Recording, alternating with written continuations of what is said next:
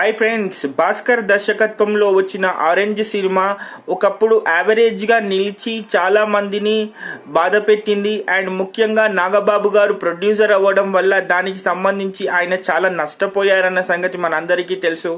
అయితే ఇప్పుడు మిక్కీ జే మేయర్ భాస్కర్ దర్శకత్వంలో వచ్చిన అదే ఆరెంజ్ సినిమా సో దానికి సంబంధించి ఇప్పుడు ప్రస్తుతానికి 25,000 టికెట్లు అమ్ముడుపోయాయి 2 రాష్ట్రాల్లో అన్న సంగతి విషయాలన్నీ బయటకొస్తున్నాయి.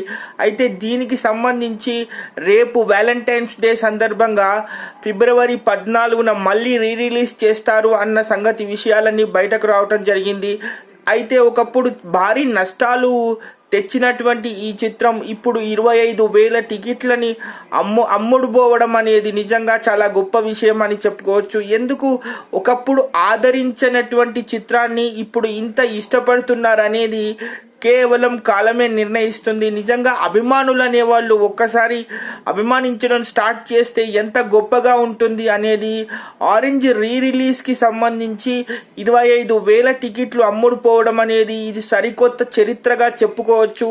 సో ఎవరు ఎప్పుడు రేపు ఆరెంజ్ సినిమాని థియేటర్స్లో చూస్తున్నారో కామెంట్ చేయండి. బాయ్.